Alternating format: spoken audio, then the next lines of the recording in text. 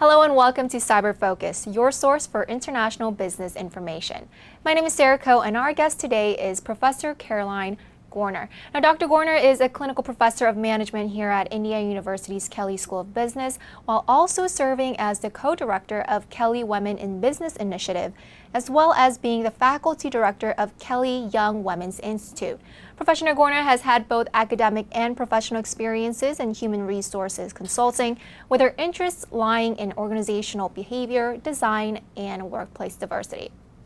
IU-Kelley School of Business was recently selected by the Forte Foundation as one of 10 institutions to spearhead the Rising Star Pilot Initiative to encourage, support, and equip undergraduate women for their careers and compete for top positions. So today, Professor Goerner will share with us what Kelley is doing to assist the school's young women to instill confidence and intellectual authority to reach their full career potentials, and also the importance of having an empowering a diverse workplace.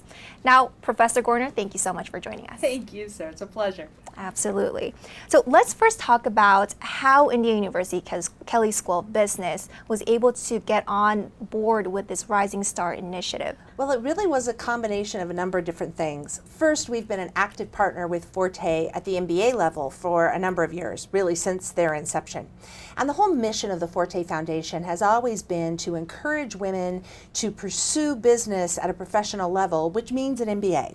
And so they have been really active pre, during, and post the women's MBA experience to encourage them to not only take full advantage of that educational opportunity, but do some developmental work there as well.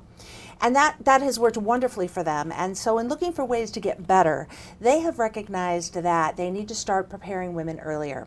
And what exactly needs to happen is still a little up in the air, hence the pilot program.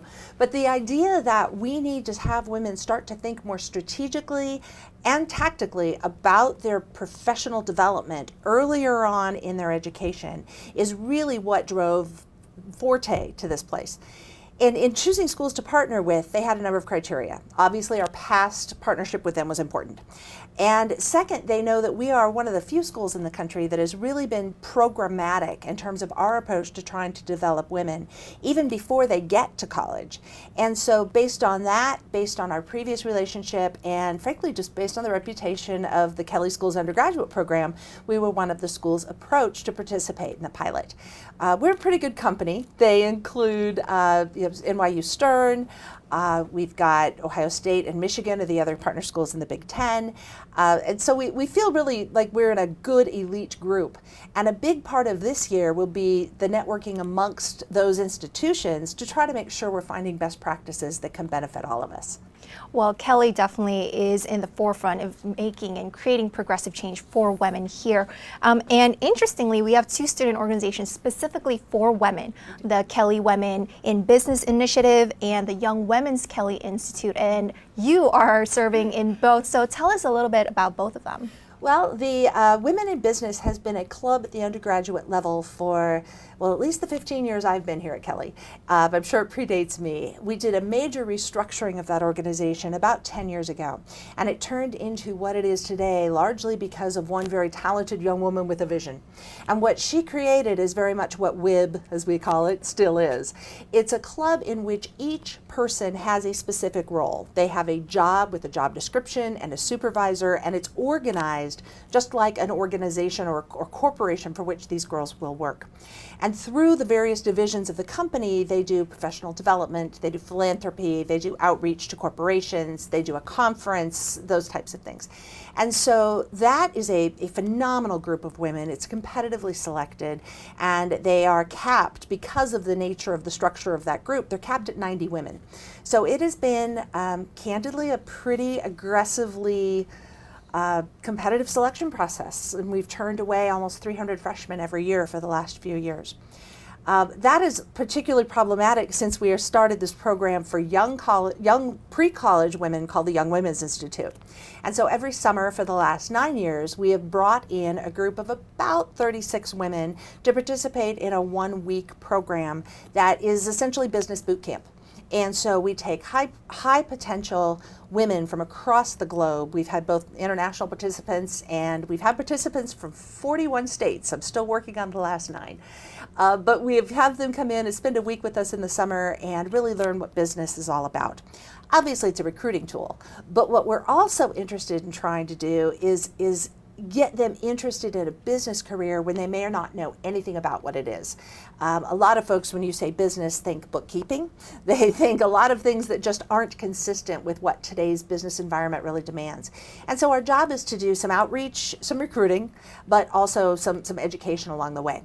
We run two of those 1-week programs every summer. So we have about 70 girls-ish who can potentially come to Kelley, and we typically get about 40% of those who will actually matriculate into the Kelley School. Sure.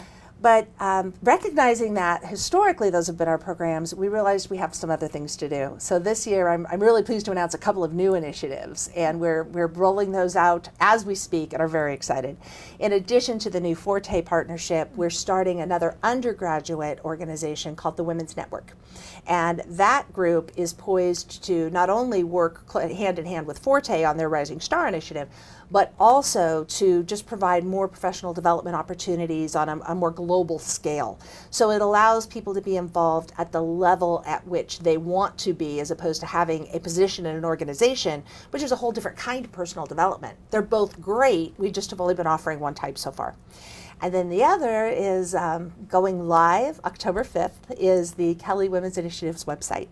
And we will be featuring women who are current students, faculty, staff, and alumni of Kelley in what we are calling the Kelley Minute Mentor, and offering advice and other kinds of ways to engage with women in the Kelley community. And we're excited to start that and then watch it grow over the next year. Wow. So now I want to kind of put this women empowerment, gender equality in workplace in a bigger perspective.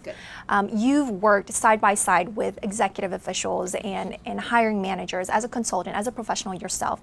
And I'm sure you can attest to the fact that there is still a very minuscule number of female leaders compared to their male counterparts. I have some data here from Center for American Progress. Now, women, despite being or holding close to 52% of all professional level jobs just here in the United States, less than 15% are in executive officer positions, and shy of 5% when it comes to Fortune 500 CEOs. So in your opinion, do you think that these early career preparation and programs that Kelley is doing and that the Forte Foundation is supporting really helps and equips these young women for their career advancements and reaching their potentials? I think it does on 3 different levels. And so let me address each of those real briefly.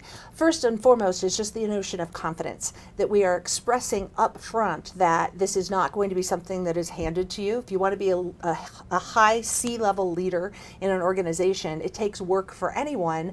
But for a woman, as Ginger Rogers famously said about dancing, you have to do it backwards in high heels.